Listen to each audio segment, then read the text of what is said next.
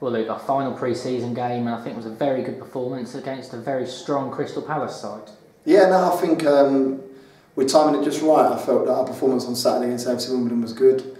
I felt we delivered on a lot of points that I've been asking for in recent weeks, and I felt tonight echoed that. I felt that we've hit the right in terms of performances at the right time. I feel that we're going into Saturday fully prepared, fully organised, and I thought we saw that for large periods of this evening. Obviously the result wasn't what we wanted. We're trying to get into winning habits, but I got to look through that in terms of the performance was up there probably with the best in our pre-season. You're playing against a side that boasts Premiership players, people that are playing week in, week out in the Prem, and youngsters that already had loan clubs of up to 100 league appearances. So they were phenomenal tonight in terms of their personnel available, and I felt that we matched them largely across the pitch. The team definitely look to be getting sharper though, don't they? We've worked it out. Myself and Cameron have worked our pre-season out. I think we averaged about 30 odd sessions, and I think it was 7 matches, and I felt that early on was always about getting their base fitness, always about getting their lungs ready, and I feel that we won't see the benefit of that until October, November time.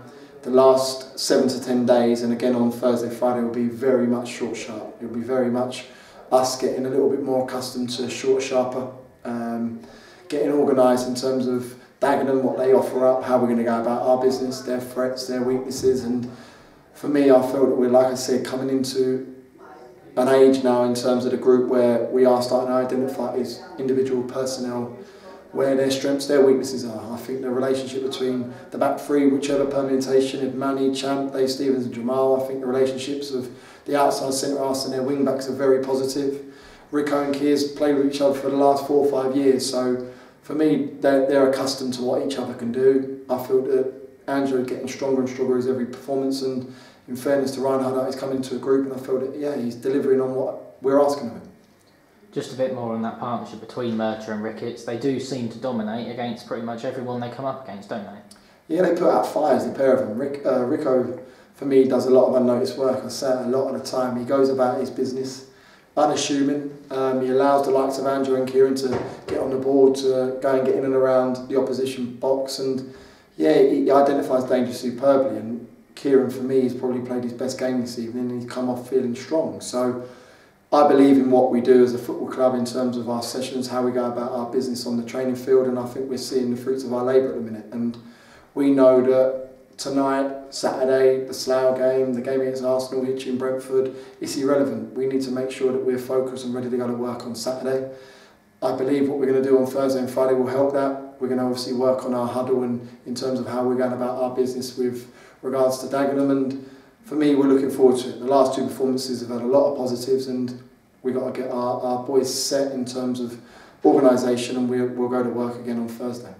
So it was also a debut for, not a debut, he played against Stevenage, but there was some minutes in there for Fred Burbridge as well, which is very nice. Of course, he's made a good save, pushed it into a good area, he's come and claimed the cross, and his distribution's fantastic. This is an England international at college level. This is a kid that's gone and won 4 national cups in the last 2 years. He's been with us as an under-16, he has a winning mentality, and he's in a group where he's adored. I love him, bounces through the door every Monday, Thursday and Friday. He's got an infectious attitude, and for me it was nice to give him 20-25 minutes this evening, and thankfully he kept a clean sheet. And for me, that shows me that I've got no concern whether he was to be called upon in a National League fixture. But yeah, he's been a pleasure to work with all pre-season, and I'm grateful that he's bought into what we are as a club, and I think he's getting an opportunity which he thoroughly deserves.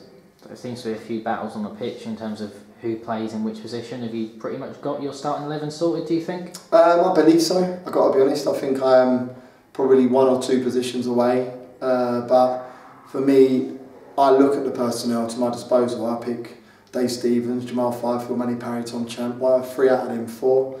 I look at Danny Woodards, Ricky Shakes, Femi Elisami, Sorba Thomas, 2 out of them 4. I look at Kieran, Connor Smith, Mark Ricketts, Andrew Valenta, 3 out of them 4, and you look at the personnel I have up top, 2 out of them 3. So for me, we got good strength. I've got to be honest, I was very pleased with the boys that come off the bench as opposed to the ones that started. I felt they bought in again to what the group done for 55, 60 minutes, and they implemented everything we were asking of them. So I'm very pleased on that. I think moving forward, it's a squad game, and they know that they're going to play a massive part, whether it's now, 3 games time, 10 games time, or 15 games time. We know what this group has and what it has under the bonnet, and we're thoroughly looking forward to working and getting even better moving forward.